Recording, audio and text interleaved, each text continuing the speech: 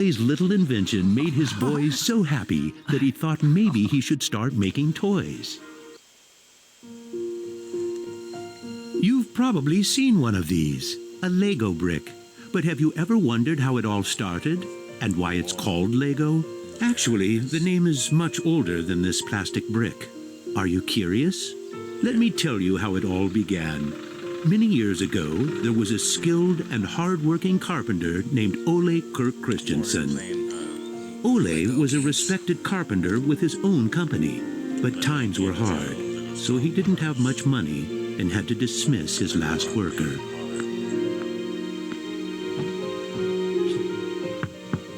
Come on in. I've closed down the workshop and packed my things. Thank you. I suppose I'd better write you a paycheck.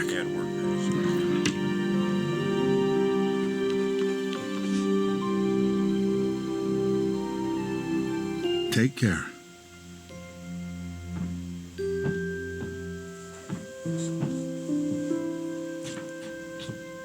Well, that was the last one. I just didn't imagine that it would come to this. I know. It's hard to understand. But at least now it can't get much worse. But it did get worse. Shortly after, Ole lost his wife. But Ole was a special person. He wasn't the type that gave up. And with the responsibility of his 4 sons, he had to think of something. Ole had gotten an idea. And for him, it never took long to put an idea into action. Ole's little invention made his boys so happy that he thought maybe he should start making toys. Ole decided to give it a try. Luckily, he had saved up a lot of wood from the carpentry production. He could now use it to make toys. Time passed by. And even though Ole was a skilled carpenter and had a good eye for quality and detail, sales were very slow. Luckily, one of his sons, Gottfried, started helping out his dad after school. Together, they just barely managed to keep up the production. Eventually, word began to spread that wooden toys of the finest quality were being made in the little workshop in Billund. One day, a man drove into town, a man who would change Ole's future. He was a wholesaler from Fredericia. I've heard that you're making some very nice wooden toys. Well, one does his best. The wholesaler was very impressed with all the wooden toys and placed a big order before he left. Now there's finally someone who can see the opportunities in what we're doing. Look at this. The wholesaler wants to put a lot of our toys into his store for the holidays. It's going to be a good Christmas this year, but we'll be busy. Now there was a lot to do in the little workshop, and Ole could rehire his former workers. Ole only used the highest quality wood, which was hand-picked and very carefully prepared. They worked day and night to get the order finished, so the wholesaler could get the toys out in stores before Christmas. Is there something wrong, Dad? I'm afraid that we're in big trouble. In the middle of their work, Ole received a letter saying that the wholesaler had filed for bankruptcy and couldn't buy the toys that he had ordered. But what are you gonna do? What about Christmas? Now we can't even afford food? I'll do it. What are you gonna do, Dad? I'll do it myself. I'll drive around selling the toys. There was no time to lose. Ole packed the car with all the toys and drove off. Ole was a very good toy maker, but was not a very good salesman. He didn't like praising himself or talking about how carefully the toys had been made. But he had to keep trying if he was going to sell anything.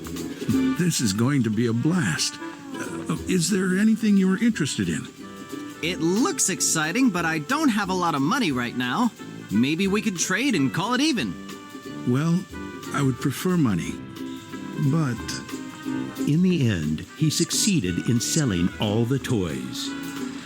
He didn't receive as much money as he had hoped, but the family managed, and they had plenty of food for Christmas. Time passed by, but the toys didn't sell as quickly as they had expected. Ole thought perhaps the company needed a good name. What should it be? It has to be a short word. I want it to convey playing well. In Danish, playing well is called leg godt. What should it be? What should it be? Yeah, if only I could get some sort of a sign.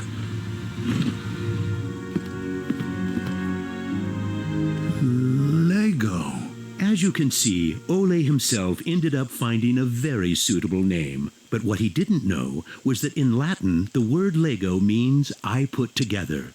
The name Lego was well received, and the company slowly started to move forward. We have made 3,000 crowns this year, and we have more orders than usual.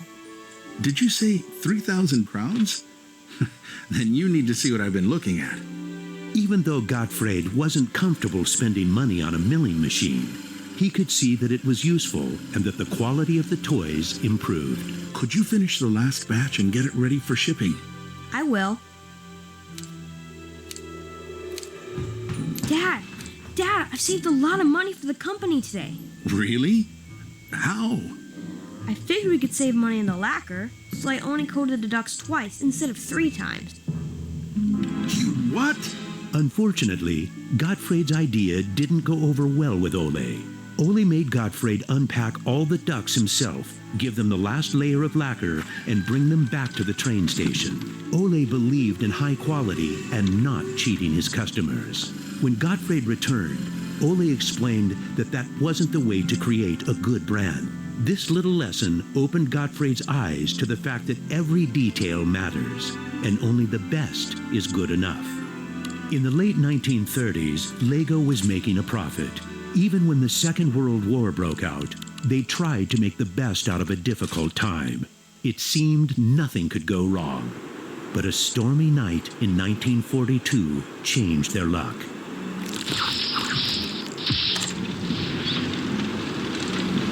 There's a fire! The workshop is on fire! But when the firemen arrived, they were unable to save the workshop. It burned to the ground, and all the drawings and models were destroyed. Ole was beginning to lose hope. All that he had worked for was gone, and he almost lost his company. But being responsible for his children and workers inspired him to rebuild Lego. A new factory was constructed. Soon the production of wooden toys started again. The little company fought its way back into the market. Gradually, the Lego factory began to run smoothly, and Ole started looking for new challenges. One day, he went to Copenhagen to look at a new machine that had just arrived in Denmark. It was a plastic molding machine, and Ole was very excited about it. Should we buy it? It sure is a good bargain, and it will give us a lot of opportunities. Well, it does sound interesting, but it is a lot of money. I'll take that as a yes. When the plastic molding machine finally arrived, Ole started making little plastic teddy bears and rattles. But he still had the plastic bricks that he had received at the fair. There was something about them that he couldn't stop thinking about. And even though no one else could see the potential in them, Ole decided to redesign and put them into production. No. But it was when Lego first launched the Gray Ferguson tractor that the plastic toys became a success. Unfortunately, the sales were dropping during the summer, and the company had too many toys in stock. This can't be right. Of course our products can be sold the whole year, not only for Christmas. Gottfried decided that he would go out and sell the toys himself. Gottfried brought his wife Edith as company and moral support. If you can't get cash, then we need butter and eggs. Well, it wasn't that bad. Gottfried was a success in his trip around the country, which helped Lego to get out of its financial crisis. They reached home just in time for Ole's birthday party.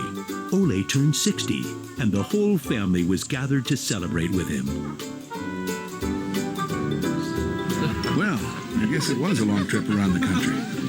Hey, I got an idea.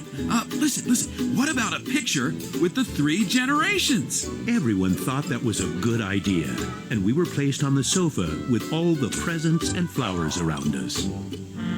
On a business trip to England, Gottfried met the head of a big shopping center on his way home. They discussed the toy industry, and the conversation would be very important to the future of Lego. Darn this industry. I just think that toys are no good nowadays. What do you mean? I think they're working very well.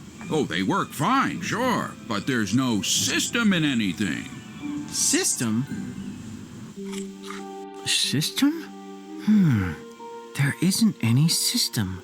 What in the world are you doing, Gottfried? There isn't any system. The toys need an idea and a system built around it. I want to put system into play. Children have only been offered ready-made solutions. They need something different that will strengthen their imagination and creativity. So you're trying to put Lego into a system? Interesting. That same year, Lego started producing the first Lego system of play. Children could now build houses from the Lego bricks. The town plan gave play a realistic town setting, and with this, children learned about traffic safety. My sisters and I could play with the new Lego system for hours. Some people said we were the luckiest children in the world because we grew up in a toy factory. It was a huge breakthrough, and Gottfried decided to try selling it outside of Denmark. The system of play was so popular that they managed to sell it to many countries. Look what I just built. That is really nice, Kel. Even though Lego was meant for only building houses, there was still a lot of opportunity. There was just one problem. I can't lift it up. It keeps falling apart. That made Gottfried wonder. He wanted to find a way to make the Lego bricks stick together, but that was easier said than done. Gottfried noticed that the Lego bricks got a better clutch power with tubes inside. Now it was no longer just bricks, but a whole construction system with endless possibilities. This was groundbreaking for the Lego product. With a child's imagination, Lego could be anything in the world, over and over again. The imagination is the limit. Look, Dad! Now I can build everything. Unfortunately, Ole never got to see how successful the little brick actually became. Gottfried was left on his own, and he had to go through another fire at Lego that destroyed most of the wood production. Just like his father, Gottfried knew that he had to try to get the best out of any situation and never give up. Gottfried took the hard times with his head held high. As sales grew, the company also got bigger. He had to think ahead, and he decided not to resume the production of wooden toys and to only focus on the Lego system. It turned out to be a great decision. Many new models were built, and Lego got stronger in the toy industry. Sir, which one of these do you think is the best? He's all grown up. That one. Even though it got busier at Lego, Gottfried still had bigger plans. Now he wanted to build an airport, so it would be easier to sell his toys to the whole world. Like father, like son. It didn't take long to put his idea into action. Only 3 years later, Billund Airport was opened. The many guests and business connections who visited the company always wanted to see the modeling department. Gradually, it got so crowded that it was hard for the employees to keep up their work. I think we better wait a while. Gottfried could see that something had to be done. He needed a bigger place to display the Lego models. I don't want to interrupt, so I'll just put this package of our new Lego train on the table. Just put it there. Train? The idea grew quickly from an exhibition room to an amusement park. And then we could have a tower so you could look over the whole park from above, the whole town. It will be a land made out of Lego. Legoland! Well, it looks interesting, but how many visitors are you actually counting on? Well, I guess, 200, 300,000? 300,000! Even though it sounded like a lot, My dad was actually pretty far off the mark. There were 600,000 guests the very first year. My family and I were there to greet the guests. We've kept up this tradition ever since.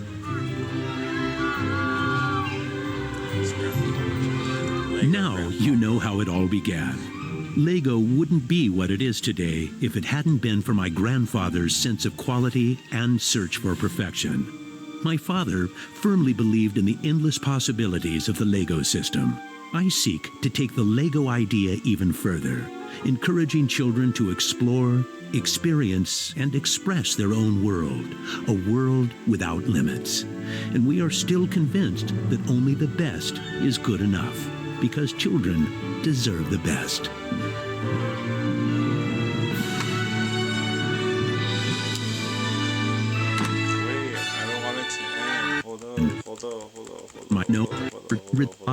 My dad was actually pretty far off the mark. There were 600,000 guests the very first year. My family and I were there to greet the guests. We've kept up this tradition ever since.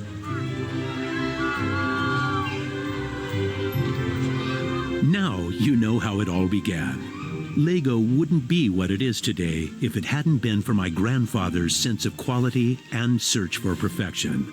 My father firmly believed in the endless possibilities of the Lego system. I seek to take the Lego idea even further, encouraging children to explore, experience, and express their own world, a world without limits. And we are still convinced that only the best is good enough, because children deserve the best.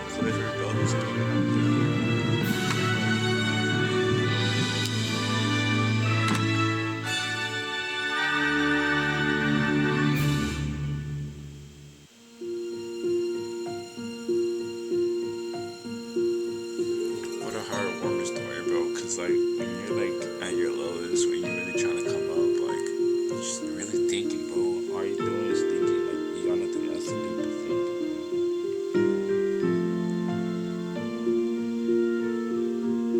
That's what I've been doing. I mean, my family's good, but we could be better.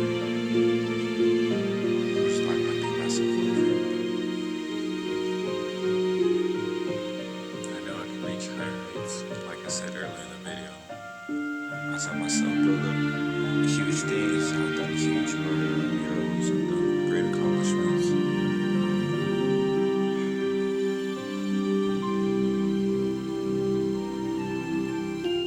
Maybe the next generation will do a lot more with what I can give. Of course. Right now it's time to enjoy it. Enjoy some more. Shout out to all the Lego people, bro. What a video, bro. What a video, man. When you appreciate stuff like this, it's just like